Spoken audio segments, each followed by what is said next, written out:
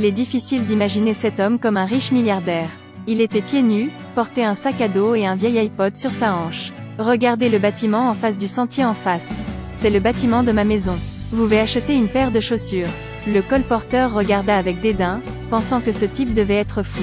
En fait, il était le seul héritier de la société Rand, le bâtiment en face de lui. Lorsque Danny est allé à la réception pour signaler qu'il voulait voir le directeur général Harold Mitchum. Harold Mitchum était l'ami d'affaires de son père. Mais ce n'est pas l'oncle Harold qui est descendu le chercher, mais une bande d'agents de sécurité.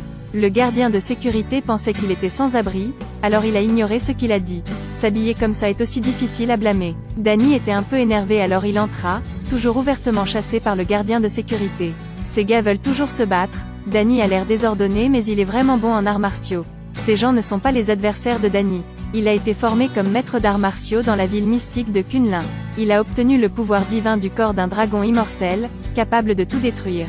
En un instant, les gardes de sécurité ont tous été vaincus et sont rapidement entrés dans l'ascenseur. Il ne voulait faire de mal à personne, il voulait juste rencontrer oncle Harold et parler.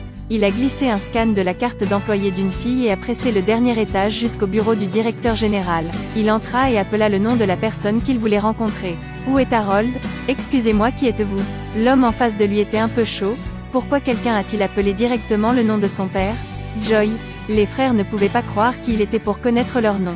Quand Danny a dit qu'il allait retrouver leur père, Harold, Ward s'est mis en colère et a dit à sa secrétaire d'appeler la sécurité.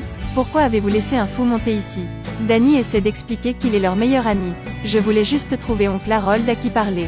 Joy a dit que mon père était mort d'un cancer il y a 12 ans. Cette phrase l'a fait ne pas savoir quoi faire. Il a dit que ses parents sont également décédés. Il s'avère qu'il y a 15 ans, la famille de Danny était dans un jet privé. En survolant le sommet du mont Everest, l'avion s'est écrasé. On ignore où se trouvent 3 personnes. 15 ans passèrent, et Danny l'oublia peu à peu. Tout le monde supposa qu'ils étaient morts. Après tout, presque personne ne survit à un accident d'avion. Et voilà qu'émergeait soudainement un sans-abri se faisant appeler Danny. Qui le croirait?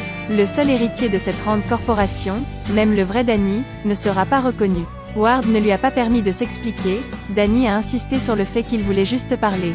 Joy voulait dire à la police. Ward l'a arrêté et a continué à dire d'appeler la sécurité. Escorte de sécurité Danny dans l'ascenseur, dans son esprit la scène de l'accident d'avion à nouveau. Danny avait 10 ans alors. Danny s'est calmé. Je vais bien, nous ne nous soucions pas de vous? Les gardes de sécurité dans leur tête doivent se moquer de ce fou. Danny arrive à l'endroit où il habitait, il regarde un moment autour de lui. Sonné à la porte mais personne ne l'a ouverte. Danny a pris la clé cachée sur la pointe des pieds, mais malheureusement, la serrure a été changée. C'est vrai, Danny n'est pas là depuis trop longtemps.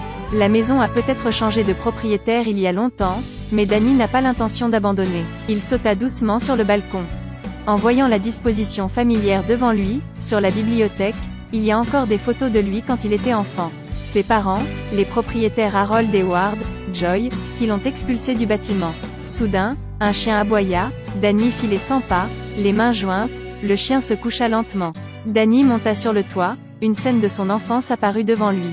Danny était assis au milieu avec de longs cheveux, et Joy était à côté de lui. Ward refuse toujours d'admettre sa défaite, frappant Danny avec ses pieds. Les parents de Danny demandent ce qui s'est passé, et Ward vole même le blâme pour Danny. Chaque fois que cela se produit, Danny essaie de retenir sa colère. Et maintenant, en bas, le propriétaire est également revenu, cette personne est Joy. Danny ne reste pas. Dans Joy, Danny sont morts depuis longtemps. À ce stade, si Danny allait voir Joy, il serait accusé d'intrusion. Cette nuit-là, Danny a dormi dans le parc. Il alluma le lecteur de musique, feuilleta le livre et médita. Tôt le lendemain matin, il est allé trouver Joy. Joy avait toujours très peur et a envoyé un SMS pour appeler le garde du corps. Si vous continuez à m'embêter, je vous poursuivrai en justice. Danny a indiqué sa date de naissance et son lieu de naissance, et a déclaré que le nom de l'équipe qu'il jouait auparavant était les Bombers. Vous êtes aussi un gardien de but. N'importe qui peut trouver cette information en ligne.